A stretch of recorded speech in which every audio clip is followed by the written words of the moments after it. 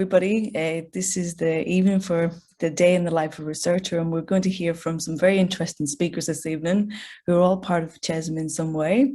We sort of transverse the spectrum. We start off with a PhD student who is relatively new in his candidature, and we'll conclude with Professor Kim Bonnell. So I'd like to, before we begin, to acknowledge that we are on the lands of the traditional owners who have been custodians of this land for thousands of years, and acknowledge and pay our respects to their elders past and present and emerging. So to kick us off first is Luke Davies. He is a practicing musculoskeletal physiotherapist and a PhD candidate within the Centre of Health, Exercise and Sports Medicine. Luke is looking into enhancing physiotherapy care delivered via telehealth and has been working within the allied health industry for the past 14 years and holds qualifications in sports massage, sports science, exercise physiology, and physiotherapy. Wanting to challenge himself further, develop new skills, and contribute to the physiotherapy profession, he has led Luke to where he is currently at the University of Melbourne. So thanks very much, Luke, for agreeing to speak to us tonight. Thanks, Michelle. Okay, so I'm relatively new. I'm just in I think I've just ticked over. I had my confirmation probably 3 months ago. So I'm starting my second year. I guess the thing for me is that no day is generally the same. Very much, it really is dependent upon what I have going on at that particular time. In the very early stages, it was a large proportion of my time was spent reading sort of far and wide, you know, around the topic of telehealth and getting myself comfortable in the space and really trying to, I guess, understand the topic that I'm looking into and researching, and also where my projects may fit within that space. You know, there's a fair bit of administration that you have to do when you first start, and that's looking at appointing a committee chair and panel. And also there's a few training requirements that you need to do, such as getting the research integrity online training modules done. So there is a little bit of administration, but it's not too bad. Nowadays, my days are really dictated by projects that I'm doing and sort of what stage they're up to. So depending on the stage of a research project, days can be spent searching the literature. That's either for relevant articles for something that I'm looking into, or perhaps just searching the literature to identify a gap that a project that I'm working on has the potential to fill or fit into that space. A lot of the time it's preparing ethics applications, and they can take quite some time. And I still remember the first one that I did was quite confronting with the process, but it does get a little easier as you go along. And now that they have streamlined, I feel the process is a lot better, being that it's all online. Again, depending on certain projects and where they're at, there may be a day where I'm doing data analysis, or, you know, searching for participants or different sort of people that we need to invite to the study, and just collating databases so that when the study is ready, it's easy to send out an email or get in contact with those people. And when sort of the studies are out, particularly survey-based studies that I have done, it's a good start to sort of get on drafting the manuscript. So I think using the time wisely is probably a good idea. One thing that I try and do, depending on my studies, is I try and think out the box or outside the box in terms of uptake. So thinking of areas or places or organisations that may have some use for the research that I'm doing, and, you know, whether it's putting, I guess, framework that we're working on up on their website, or if it's a physio association that may be able to distribute it to their members, just to try and increase the uptake of the research output that we're doing. And I think the biggest thing that I've learned along the way is that you really need to expect the unexpected, and you may have sort of a day that's planned and it's all done out nice and neatly, and one email can change your day in a matter of seconds. So I think it's really important to be adaptable. And whilst you can plan all you like, things do change, and that's certainly something that I've learned about research. But at the end of the day, it might change, but the other direction that it's going into, it all sort of comes out in the wash. So yeah, I'm just working away on projects at the moment, and hopefully getting another couple finished by the end of this year, and continue on to year 3 with a few more projects and writing up the final thesis. That's great, Luke. Thank you very much for that insight into your days. And I think, this mindset of thinking of where your research can be useful and who can use it already at the outset so early is really, really important. Next up, we're going to hear from William Chai from Taiwan, who is a second-year PhD student. And prior to embarking on his PhD, William was a PE teacher in a senior high school and worked with Nike for 4 years. His current research is to investigate the effects of footwear on landing using computational models, so quite different perhaps to what you're working on, Luke. With the aim of William's research is to minimize the risk of ACL injury and patellofemoral pain syndrome. Thanks, William. Thanks, Michelle. Can I share my screen? Yeah, give me a second.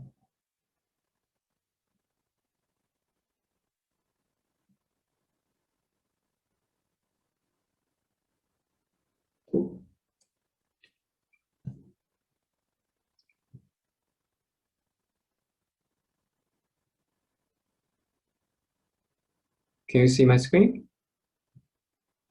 Yes. Hi. My name's William. I'm a second-year PhD student.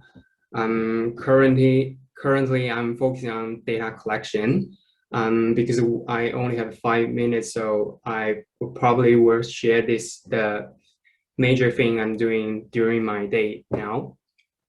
And I think about the data collection, I think you probably more or less have a simple understanding about this. And if I go too much detail, it's quite boring. So today, rather than explaining what I'm actually doing, I would like to share more about what I feel and some good feeling and bad feeling.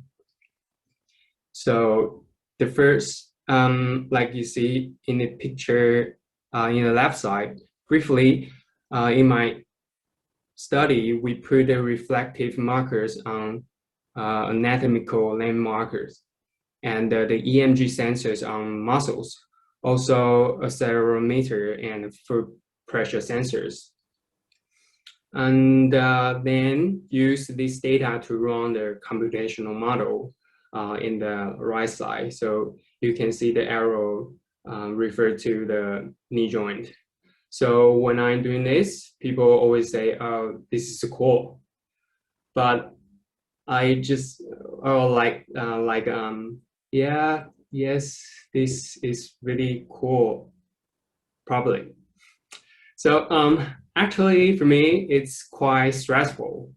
I feel anxious every time when doing the data collection because you see we attach many sensors on subject's body, and this sensor can easily drop off during job landing and running tasks. So I really need to pay attention on it. If we lose too much data, too much sensors, so this trial become invalid, so really stressful. And also because we need to constrain the variation from subject to subject, we only allow them to do the exactly same motion every time. Otherwise, the data will become, the data is not comparable. So I behave like a robot. So providing the same instruction, doing the same thing every time. But what I found interesting is that the thing processing in my head and what I am thinking are really different from time to time. For example, we want subject to use their own landing strategy. So we ask them to cross their arm when doing the drop landing. But I still can see people doing this when they're landing or this when they're landing. And then I need to think, is this movement acceptable? Why is it acceptable? Will it impact our result? And do I need to correct their motion with what kind of verbal instruction? So always have an interesting question in my head, even I always do the same thing. And also I get many new ideas while doing data collection. The inspiration from direct observation are massive. So potentially it can be my next study. So I feel the observation is quite fun when doing an experiment. And also another thing I enjoy is working with my team. So as you see in this project, there are many sensors with so many different footwear conditions. We got 10 conditions, and plus jumping task and running task. Countless things we need to pay attention to. So when Stella and I spend a lot of time to figure out how to work together well. So often I imagine we are work like a F1 formula, F1 mechanics. So subjects, they're kind of like car. Subjects come in and we run into her and put many sensors on their body and ask the subject to run and jump and then come back. We stop her doing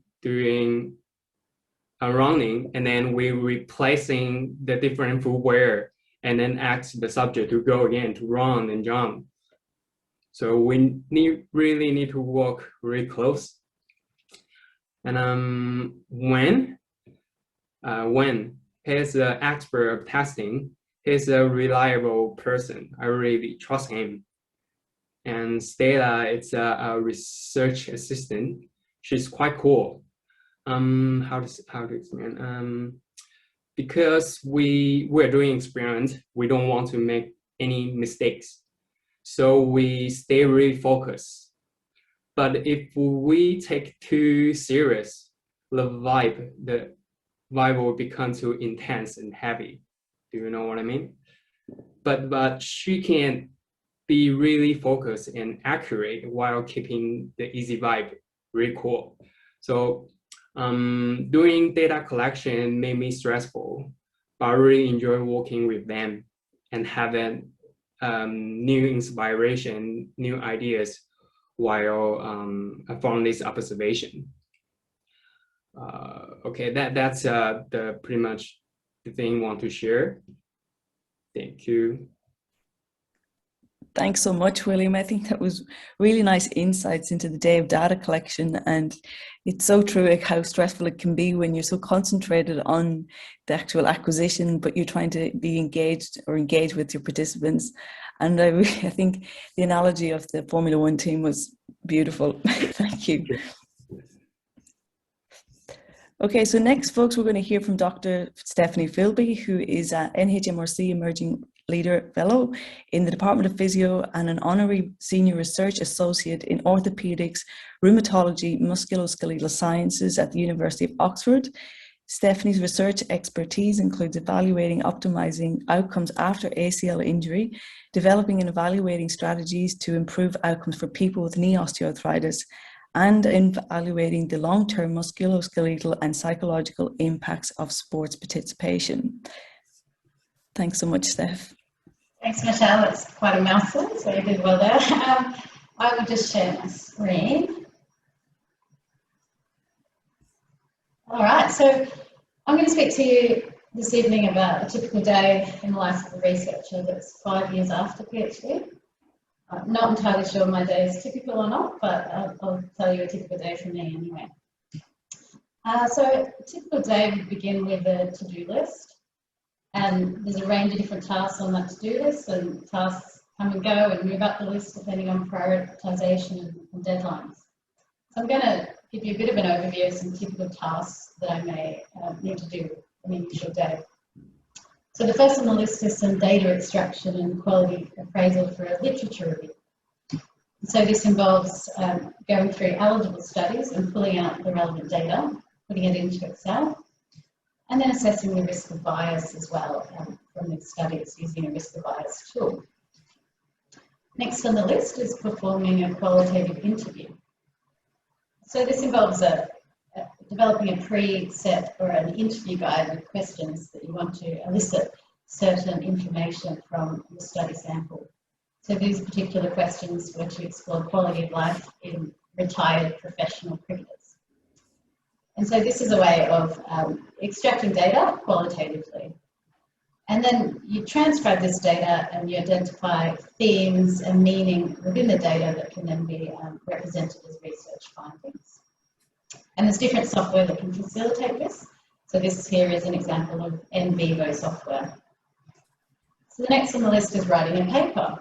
So there's often a lot of papers that need to be written in different phases of production. So it includes writing an introduction where you draw upon what's known out in the literature to provide a rationale for your study. The methods section where you write what you've done and how you've done it. The results section where you present your findings both in text but also create different figures and tables. And the discussion, which allows for some critical interpretation of the findings in relation to the literature, as well as a conclusion where you drill in on your key take-home messages and your main findings. So the next thing on the list is to set up a conference presentation. So this is generally done in PowerPoint, and it's quite a fun activity that allows you to be a little bit creative, but you also think about how best to communicate your research findings to the certain audience that's going to be at a particular conference. So the next thing is providing some feedback on a student's paper. So 5 years or so after a PhD, you're likely to be supervising a range of PhD and master's students. And as part of that supervision is providing some critical feedback on written work, including manuscripts, and sometimes you can provide rounds of feedback, up to 5 times on a particular piece of writing. Okay, so the next on the list is some grant writing. So in order to get funding for research, you need to develop a research idea and a protocol, and then provide evidence for why somebody should fund that research so that the research can go ahead. And sometimes these are fairly large documents, like this one is 101 pages, and it's usually performed with a team of collaborators who have different expertise in complementary areas. Okay, so the next on the list is a committee meeting. So you're likely to be, part of several committees. On this particular day, it's an Aussie Young Investigator Committee meeting, where we have a Zoom meeting with a number of committee members from different countries, and we discuss organising an event at the upcoming conference. Okay, so next on the list is analysing some survey data. So this is facilitated by software, in this instance SPSS. And this is quite an exciting task because you have pre-specified research questions and pre-specified analysis, but when you actually run those analyses, sometimes you can find some quite exciting research findings. Okay, and next is writing a magazine article. So it's not unusual to receive invitations to present your research to a specific audience via, say, a magazine article, and that could be for the general public, for patients, or in this case, for physiotherapist clinicians. So you learn how to communicate your research for appropriate audiences. The next on the list is reviewing and handling some journal papers. So I have an associate editor position within a journal. And what this involves is when someone submits their papers to a journal, an associate editor generally manages that and decides whether to send it out to review or not. And if it is appropriate for the journal, you then select appropriate peer reviewers who provide their comments, which you then take into account and decide in association with the editor-in-chief whether to publish a particular paper or not within that journal.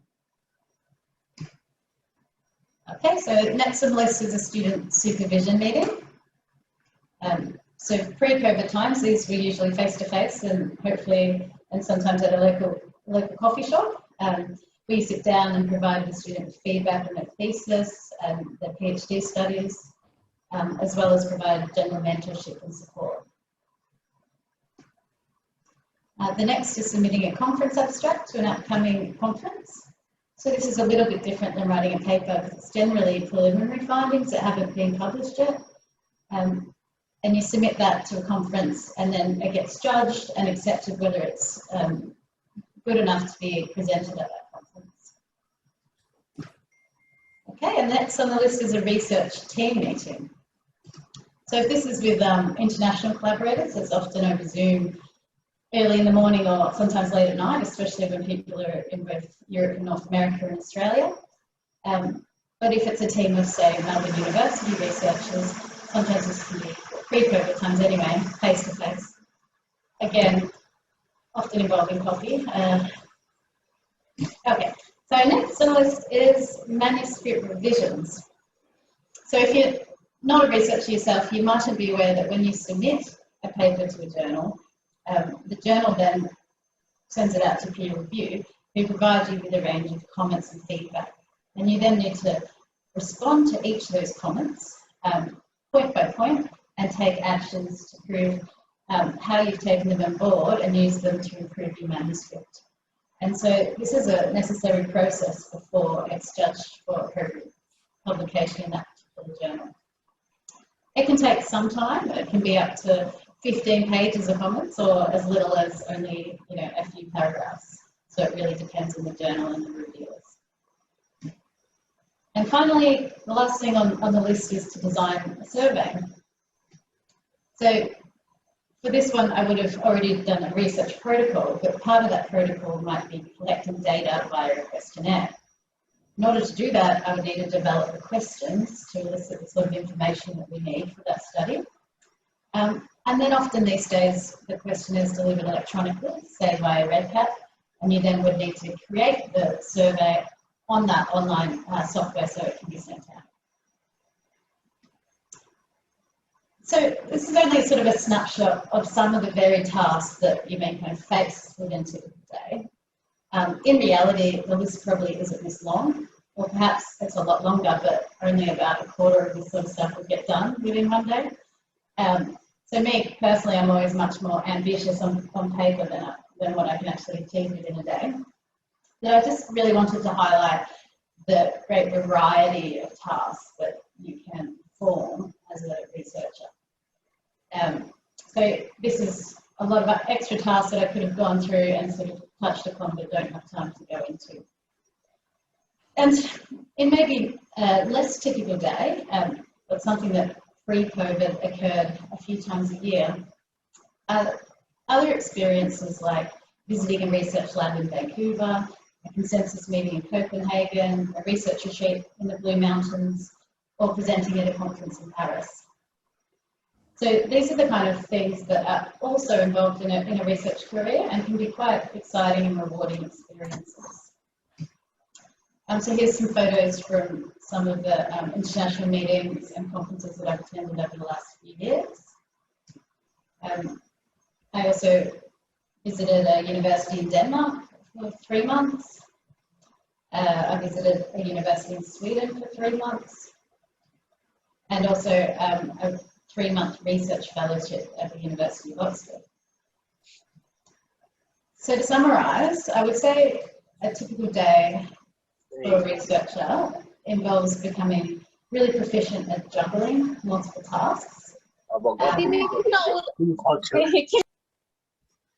and keeping multiple projects alive and progressing. And it's also somewhat of a balancing act to take on enough but not too much to tip the balance of productivity, if you will. So the pros of a research career is the variety of different things that there is to do. So you never be bored. There's great flexibility in terms of what you work on and when you work on it. There's avenues for creativity and critical thinking. You're always learning and developing new skill sets. There's the possibility of developing rewarding relationships, of building leadership skills, as well as performing both meaningful and fulfilling work. that's the end of the presentation. If you do have any specific questions about what a career in research is like and you want to contact me, there's my email and also Twitter. Thanks. Awesome. Thanks so much, Steph. I think that was an amazing overview of all the different challenge tasks and opportunities that you would have in the life of a researcher. You know, you mentioned if you got through a quarter of the list, you'd be feeling good. I think I'd be feeling delighted if I got through a quarter in a week. I saw writing a paper was there in the top as well. No, thank you so much for that. Next up, we have Dr. Kim Allison, who holds a teaching and research role within the Department of Physio. In her teaching role, she is a first-year coordinator for the Doctor of Physiotherapy program, coordinating staff and students and the physiotherapy theory and practice subjects. In her research role, Kim is chief investigator of an ongoing NHMRC-funded clinical trial investigating the role of exercise for hip osteoarthritis, as well as working within the CHESM team across a number of projects. Thanks, Michelle. Well, I feel like I've got a very easy presentation now because my role is a teaching and research role. So that means that I've got a split position at the university where half of my time is dedicated to teaching and half to research. And Steph just did a beautiful, comprehensive overview of what you'd be doing in the life of a researcher. So I try and jam that into half of my week, and then the remainder of my week is in a teaching role. So I just sort of thought for you students who are in the DPT, I would just quickly start for like how we all get here, because we all generally join an entry to practice program like physiotherapy to be a physiotherapist. But the beauty of this degree is it's really flexible and you can do lots of things with it. And teaching and research, career in research is one of those things. So I went through the University of Melbourne and I graduated in the early 2000s. As ducks, I was keen as mustard, really wanted to be a physio. And as soon as I got out, I got a role in a private practice, a great private practice out at Waverley Park at the time. And I did that for a few years while also doing some weekend work at the Epworth just to keep my finger in the sort of post-surgical musculoskeletal patients. And then after a while, you know, you get itchy feet for something else. And so I took on a role at Dance Medicine Australia, which at the time was doing a lot of clinical Pilates teaching. And I sort of learnt about that and really got into clinical Pilates. And then I had another opportunity to join another clinic where I could do some work with Tennis Australia. So I did that. And so this was sort of a flurry of activity as a private practitioner after graduating. And then at that time when we were doing a bachelor, I would have been about 21 when I graduated. So after those sort of 5 or 6 very enthusiastic years, I decided that I needed a break. So I just moved to Paris for a few years and I didn't work as a physio and I just had that mid-20s fun. And then when I ran out of money, I moved back to London and I worked in a private practice there, which was great. And you can see that I really thought I always wanted to be a private practitioner, and I've always sort of had a private practice caseload, even now when I work in teaching and research. But there was something about me that it wasn't quite enough for me. I wanted to do something else as well. And so then I was very, very lucky to get a PhD at the University of Melbourne with Kim Bennell. And really fortunately, one of the beauties of doing a PhD or a research career like Steph highlighted is there's a lot of opportunity for sort of international collaboration or working with different research groups. And so some of my supervisors were based at the University of Queensland. So that was great. And then I had a few trips up to Brisbane in that time. So while I was doing my PhD, obviously I was working clinically as well. And then when I graduated my PhD, I was very lucky just to get offered a job at the University of Melbourne. So when you finish a PhD, quite often they suggest that you go and work for another research team. But here at the University of Melbourne, the CHESM team is one of the leading research teams in the country. So there was no need, I didn't want to be anywhere else. And I was very lucky to get a role from the department. So one of the probably differences in a teaching and research role compared to a research role is it's probably a little bit more secure or safe because the university pays your salary as opposed to you having to attract your own research funding, which of course you still try and do, but it means that I've got a job with the university essentially. and that sort of offers a lot of support, particularly. So I've worked at the university teaching for quite a number of years now, and it meant that I could have a little boy and I would still have a job when I came back, this is my first year back this year after taking a year off. So yes, like I said, I mentioned my position is teaching and research. So in theory, it's 40% teaching, 40% research, and 20% they call leadership engagement, where, you know, as part of a university staff member and a researcher, it's your sort of social responsibility to contribute to a lot of leadership activities within the university, within the community, and within the physiotherapy profession. Now, this balance is never perfect, and I would say in a teaching and research role, you always feel like you're not doing good enough on any of these fronts because you're trying to squeeze in a lot of things. But the flow generally changes over the year. You can imagine that during the semester, it can be quite intense with a lot of teaching, and over the vacation period, in theory, you get a little bit of a reprieve and you can put a little bit more effort and intensity into your research portfolio. So in terms of teaching, what does it involve? So like historically, I really loved being part of campus and teaching in all the innovative teaching spaces that we have at the university. But now, obviously, a little bit of that is Zoom, which has its challenges and advantages. I don't mind at all. I quite like it. And really what it involves, you would think teaching, think if you're a current student, you might just think teaching is marking and teaching prac classes, which it is, and I'm not going to sugarcoat what marking is, that's not a heap of fun, but everything else is pretty great. But in my role, a lot of my role is spent on curriculum redesign, so updating course materials, planning for new rollouts of the course, and updating pretty much how we deliver things based on contemporary practice and evidence-based practice. So that probably takes up a large chunk of my time. Obviously, there's development of lecture materials and delivery of lectures. There are the prac classes, which is the hands-on experience. It's probably pretty unique to physio. And I'm sure being a sort of, I guess, a clinical educator comes probably quite naturally to physios because you do that in your clinical role. So it's a really nice thing to feather to sort of have in your bow, being able to contribute back and teach students as well. And then obviously in my role as a subject coordinator, it is a lot of support of students and staff. So that does comprise a large part of the role. So if you're interested in people management and sort of mental health support, that's definitely part of the role.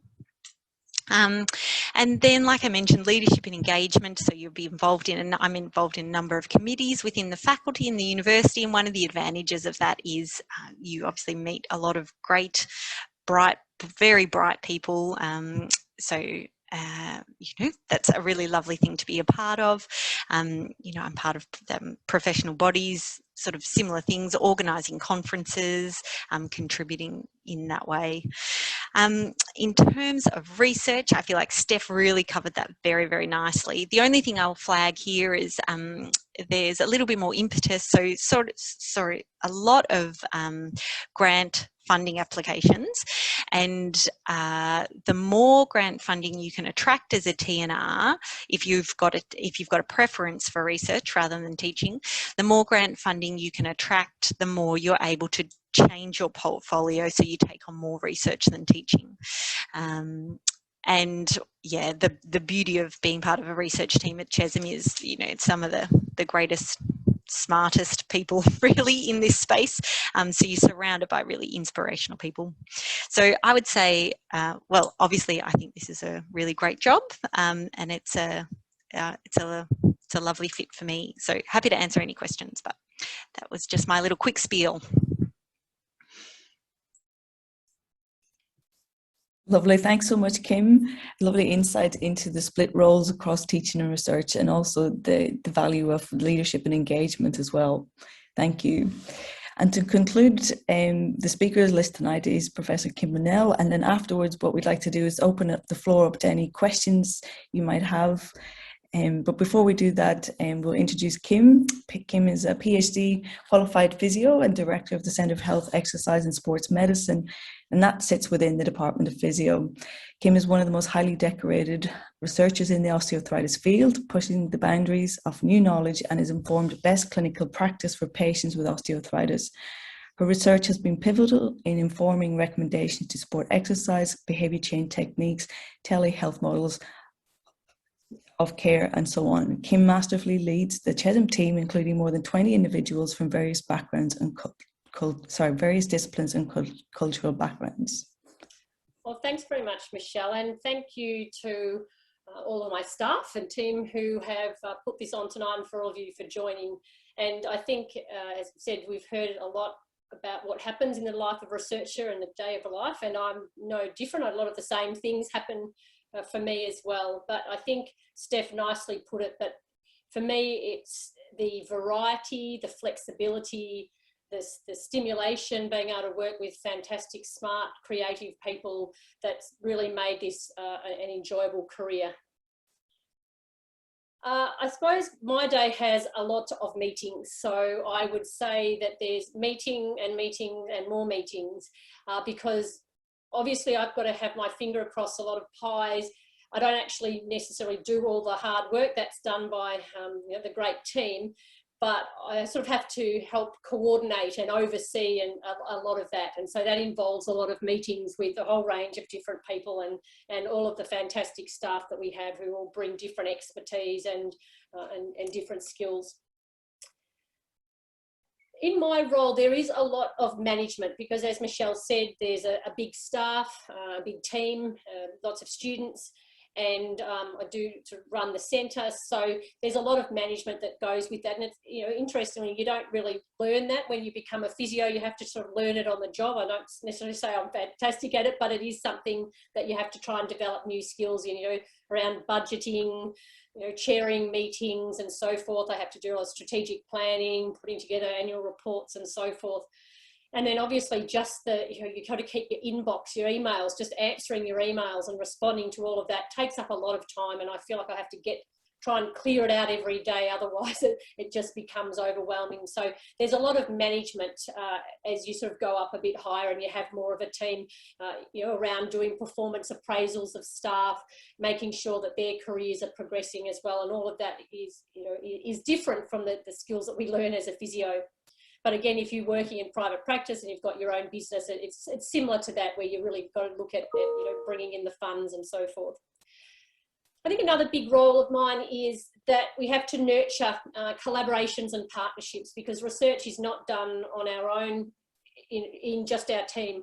And as Kim and others have mentioned, there's a lot of collaborations and partnerships that go on, a lot of industry collaborations as well with we've got Medibank and ASICs. We've had some really good industry collaborations with those and others, and organisations, professional organisations such as the APA, consumer bodies, Arthritis Australia, and then a whole range of academic collaborators in Australia and overseas.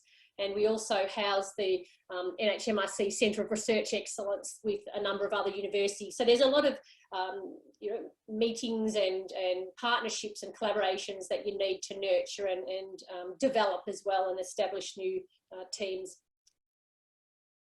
In my role, there's a lot of strategic planning, and this is where Paul Hodges and I had a meeting to sort of talk about strategy, and this is kind of what it looks like. So there needs to be time to be planning here. What research are we going to do? What are the really important questions that we need to answer? If we've only got a certain amount of time and money, where do we put our efforts into? So there's a lot of strategic planning and looking at who's going to do what and so forth. So that takes up quite a lot of time. And then, as Steph has said, grant writing again is a really big part, because all of our staff, apart from the T&R staff like Kim, they all have to be funded from external grants, and so we or the Steph and others have to find the funding to do that. And as Steph said, her grant had 101 pages. This one's got 402 pages. So there are an awful amount of effort to write. And yet the success rate for these key grants is about 10%, or in some cases 5%. So you can spend an awful lot of time and effort, sometimes months and months, and then you don't get them. So there is a lot of ups, but there are also some sort of disappointments as well, and I think that's just part of it. You just learn to get better at knowing that that's just the way it is. As said, I don't necessarily do all the hard works at all on these projects, but you're involved in a lot of different research projects, and this is just some of the projects that we had ongoing this year or last year. And so, you know, being part of them, either leading them or being part of them, and contributing to their development and conduct and analysis is really is great. And then again, writing the papers and contributing to the writing of papers is very rewarding. It's great to as Steph said, to analyse that data, see what it is, and then to produce a paper and to publish. You may then have to do some media, and you know, there's a fair bit of that goes on. So doing some media training and then getting experience with that is good. A lot of my time is spent with PhD student supervision and early career mentoring. So, and that's a really important, really rewarding part of the job, is working with the youngsters, the younger ones, younger than me anyway, and you know, really helping them develop their career, because they're going to be the next generation of researchers who are going to be the leaders. And so it's fantastic to be working alongside them. And to share in their successes, you know, when they really do well, and our staff are fantastic and have achieved a lot. So it's really good to be able to share in their successes. As again, Steph said, a lot of membership of different committees nationally and internationally, and that is really rewarding and a lot of fun to take part in those and be able to contribute. I think for us, the most, over the last few years, we've spent a lot more effort into research impact. I think earlier on what we would do is we'd publish, and then we'd sort of, that would be the end of it. But now a lot of our time is spent on, now how can we make that research have an impact? And that's not just at the end, but when we're, as Michelle mentioned, when we're planning the research, how is this research going to have impact? And so we've put a lot of effort into driving impact of research, and we set up a knowledge translation network, which has got about 8,000 clinicians and consumers in it to be this international community of practice. We've got a number of patient resources that we've put out there we've developed and made freely available, online pain coping skills training, and we're developing an app and so forth. And same with clinician resources. But all of this has involved an enormous amount of time with legal and marketing and design and commercialization and all areas that we knew nothing about. And so we've been learning a lot about, you know, having to get TGA approval and what that involves, and then, you know, contracts and liability and all of this. So that's a whole new skill set recently that we've had to be interacting with all the different teams in the university and developing some understanding of what goes alongside those. And also a big part is advocacy. So a lot of time now is spent on ensuring that we're doing research that can contribute to advocacy and policy. And so again, there's some research we did this year working with different organisations, and Steph led the one with the Allied Health Professions Australia, looking at advocating for telehealth for allied health care. And then the really fun bits, as Steph has shown, was lots of conferences. I get to travel. I've travelled, you know, 60 countries in the world. A lot of it has been because of all of the work that we've had to do with research and conferences and meetings and so forth. And that's been, I've met so many wonderful people doing that and gone to some wonderful places. So if you're interested, join our CHESM Translation Network, and you can go to the CHESM webpage to join that. And just really to thank the amazing team, because the work is really fun because of the people that I work with. Thank you. Thanks so much, Kim. I think that was a really nice oversight of what it's like when you get to the latter stages in the career as a researcher. Okay, so we would like to open up to any questions anybody might have about anything really that you've heard tonight, or can be related or not related. You can pop them in the chat, or you can unmute yourselves. Don't be shy.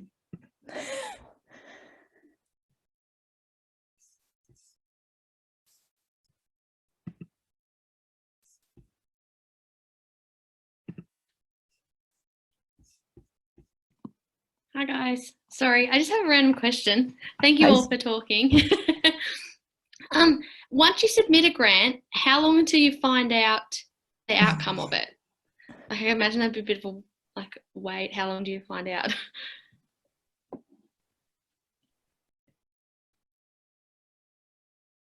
Yeah, it really, really depends, Zoe, on we actually never really know. We sort of go on past years. When were they released last year? You sort of hope they're estimated around the same time.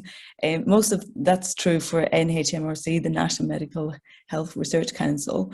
But it really depends. Anybody else have any other comments to that? Often about 9 months or so. So it's a long time, so that, you know, you can, before you can actually start the project, it may be, you know, 18 months before you've been planning, and then you have to write the grant, and then you have to put it in, and then you get notified, and then you get, so it is a long process.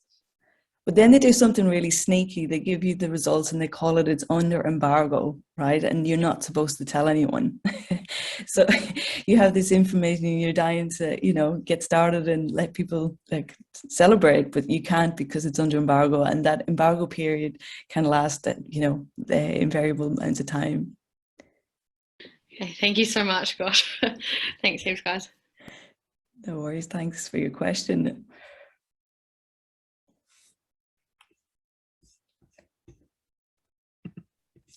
Sarah, I've got a question. Yeah, Kim.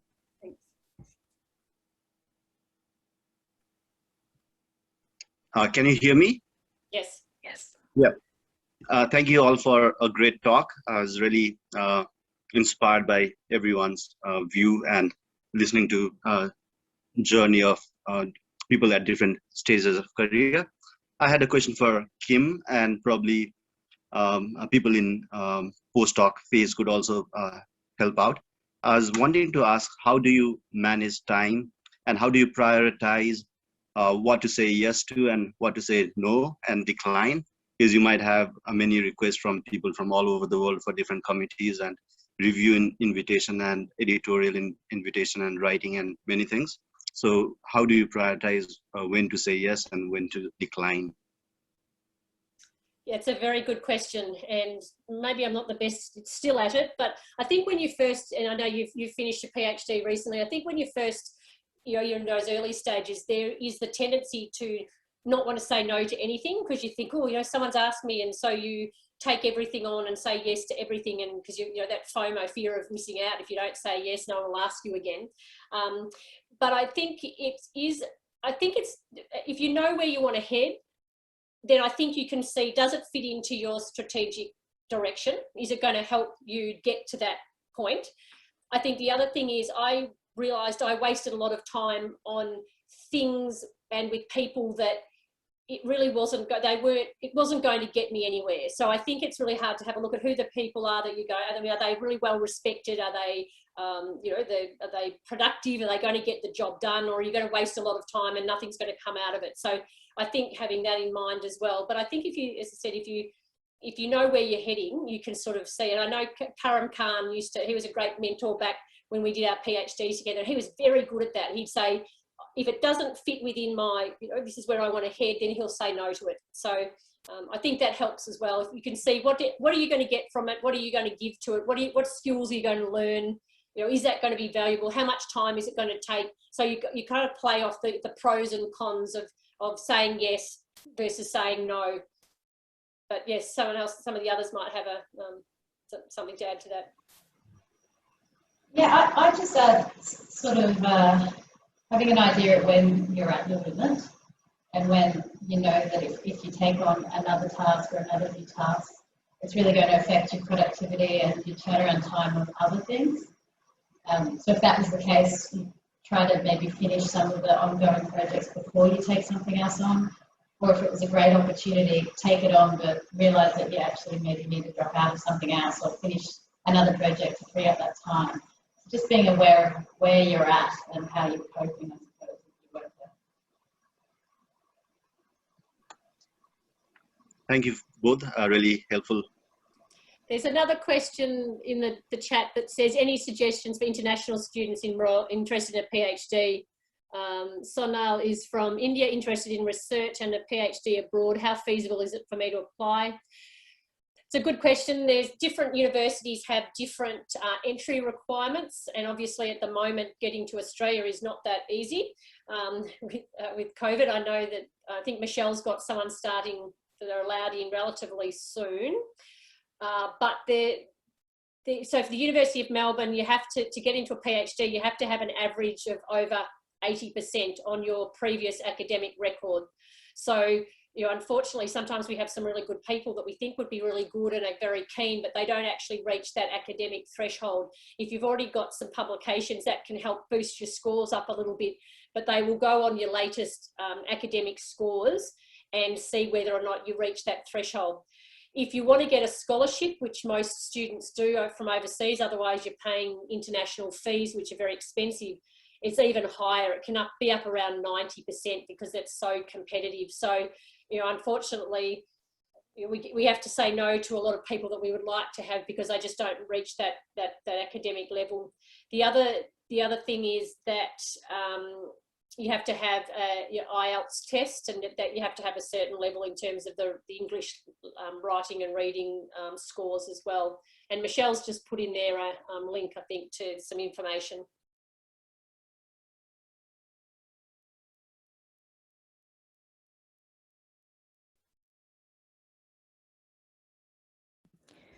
Maybe just to add to that, Kim, one of the, if you're interested in doing a PhD with certain academics, I think one of the nice things initially to do, once you have sort of an overview of what the requirements are for that university, is to reach out to somebody who you're interested in working with. Just, you know, shoot them an email. It's a good place to start as well, to start that conversation about maybe potential projects that you might be suited towards.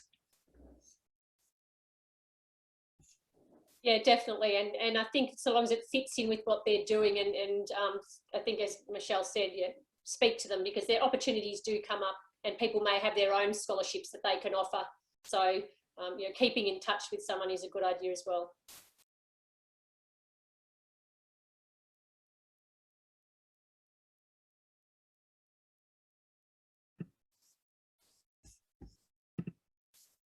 Any other questions for the panel before we let them loose?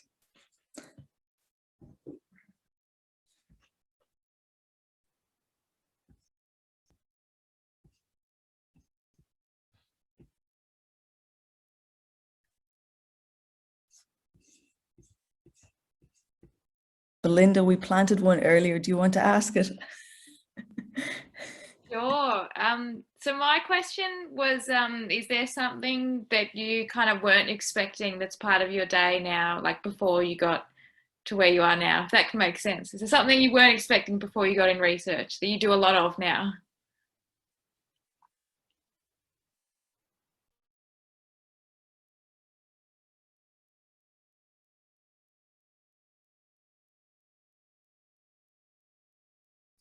I don't know, that's a tough one. Does anyone else have anything that they weren't expecting? You should have pre-prepped us. What about you, Luke and William? Is there things part of your PhD that you're doing that you didn't expect that you'd be doing as part of your research? I don't think it's so much that I didn't expect them, but the volume of meetings, Yeah. and the correspondence via email, it's just, the inbox is just ticking away like a poker machine paying off, you know what I mean? And you've just got to keep looking and thinking, all right, I've got to check X, Y, and Z off. Like, I didn't anticipate I think the volume of correspondence via email, and certainly the meetings. That was something new for me to get used to, that's for sure. Yeah, and I appreciated what you said earlier, you know, expect the unexpected. You might start off with the perfect to-do list, like Steph, you know, but something just kicks off and then you're like, oh, it's gone out the window. I suppose the thing that sometimes I long for, that when you were a clinical physio, you would finish for the day, or you would finish and you'd go away on holidays and you would finish, you didn't have any work to do. But in this job, you're never finished. There's never that you go, oh, I've got nothing to do for the next, that's never like that. So I suppose I hadn't thought about that as much, and is that while I enjoy it, sometimes you think, oh, wouldn't it be nice not to have anything on your to-do list? It'd be, so yeah, you're always sort of thinking, oh, maybe I should be doing that and I haven't done that. And for me, the thing I don't expect very well is the time I'm spending on writing doesn't linear relate to the outcome I have. So sometimes I spend hours just write one sentence, and the next hour I delete that sentence. Yes, I feel I'm struggling with it. I'm with you there too, William, because some people like Rana that are fantastic writers, and I just struggle with that. And yeah. So now we have another. I think Michelle, can you see Sarah's got a hand up? Yeah, go for it, Sarah. Hi, thanks everyone.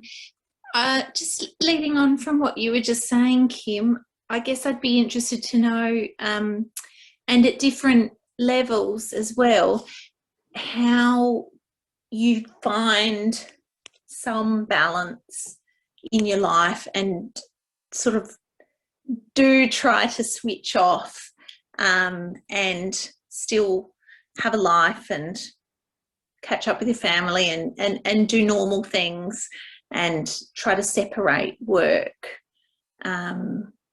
yeah, from the rest of your life as well. Yes, the others can answer this as well, especially those who've just got new babies and so forth. I try not to work on weekends, and I probably do a bit more at nights during the week when the kids are in bed and so forth, so that I don't actually do anything on the weekends. And I think what you have to get used to is that feeling that you don't have to finish everything, that you know that's okay to go, I'm not going to do any more, it's still going to be there tomorrow, that's okay. So I think it is a bit of the mindset around trying to hold you back and self-thinking, I don't need to do all that now. And also I think working out, when I first did it, you put 100% effort into everything you do. So everything had to be perfect, which means things would take a really long time. And then you start to learn, hang on, that only needs, I haven't got time to do that with everything. If I did that, I would be never sleeping. So you learn that thing can be done much more quickly because it's not as high a priority, it's not as vital. That thing, that grant needs a lot more attention. So I certainly will put my 100% and work on that a lot. But I think it's weighing up how much time you can allocate to everything, and then only doing that because otherwise you can just keep on going. And yeah. But do the others have any ideas on how you can do that? It's hard because we're often, all of us, including Sarah, you and that, we're high achievers. That's why we've done physio and we've done well, obviously, at school and done that. So it is hard when you are high achievers to do what you're saying. So I don't know if any others have got some suggestions. One tip I'd sort of suggest is keeping in mind that it is still a job, and most jobs are 9 to 5 or 8 to 5.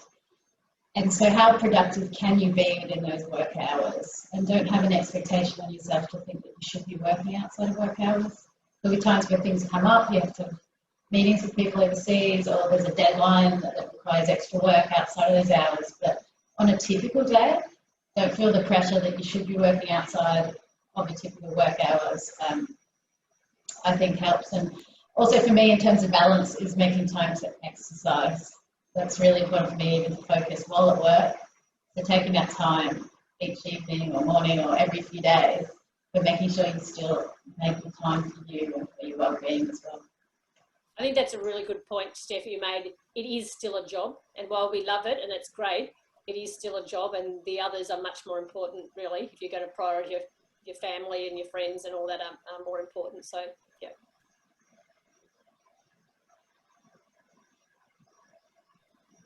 Thanks so much. That's great. Thank you.